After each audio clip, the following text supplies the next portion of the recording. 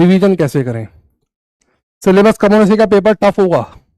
अब कुछ सवालों के जवाब जो बच्चे मुझसे बार बार पूछ रहे हैं उनके जवाब। पहला, सिलेबस कम होने से क्या पेपर टफ होगा। जब तक एनटी अपनी वेबसाइट पर यह ना दे दे कि पेपर में 200 मिनट में 100 क्वेश्चन आएंगे या 150 क्वेश्चन आएंगे, तब तक आप ये नहीं मान सकते कि पेपर टफ होगा। पेपर जब टफ करना होता है तो पर क्वेश्चन ड्यूरेशन बढ़ाई जाती है ताकि बच्चा ये सोच पाए कि क्वेश्चन करना कैसे है। ठीक है, जब तक वो नहीं बढ़ रही है तब तक आप ये मान के चलिए कि पेपर का लेवल मोर और लेस वैसा ही होगा। ठीक है, वेटेज हालांकि चेंज हो जाएगी, वेटेज इनऑर्गेनिक की थोड़ी सी कम हो जाएगी, अब फिजिकल ऑर्गेनिक की वेटेज ज्यादा हो जाएगी। ठीक है, दूसरा, कई लोग ऐसे हैं जिनसे कुछ क्वेश्चंस क्लास में सॉल्व नहीं हो पाते, वो बहुत ज्यादा क्वेश्चंस नहीं कर पाते, फिजिकल केमिस्ट्री में वीक हैं, तो मेरे क्लास के क्वेश्चंस प्लस मेरी डीपीपी सॉल्व कीजिए। ठीक है ना, जो एनहांसमेंट डीपीपी में देता हूं वो सॉल्व कीजिए।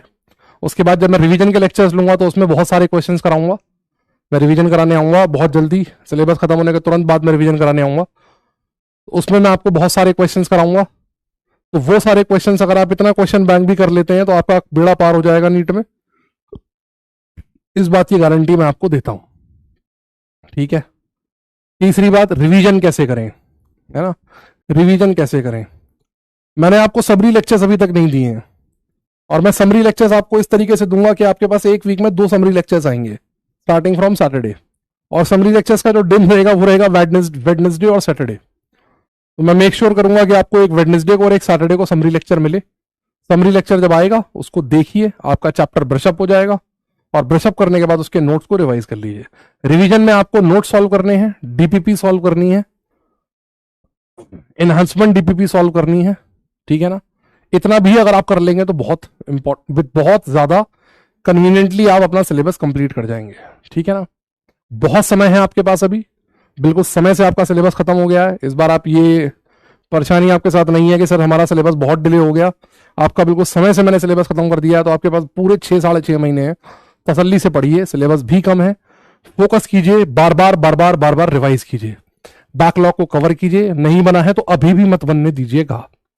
ठीक है, चलिए, बहुत मजा आया मुझे आप लोगों को पढ़ा के, बहुत अच्छा लगा, और one of the best, etiquette wise one of the best batches I have ever taught in online.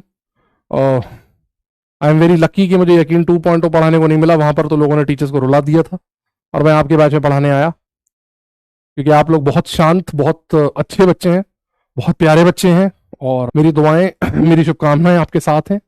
आप 100% नीट फोड़ेंगे और विक्ट्री सेलिब्रेशन में जरूर हमारी मुलाकात होगी।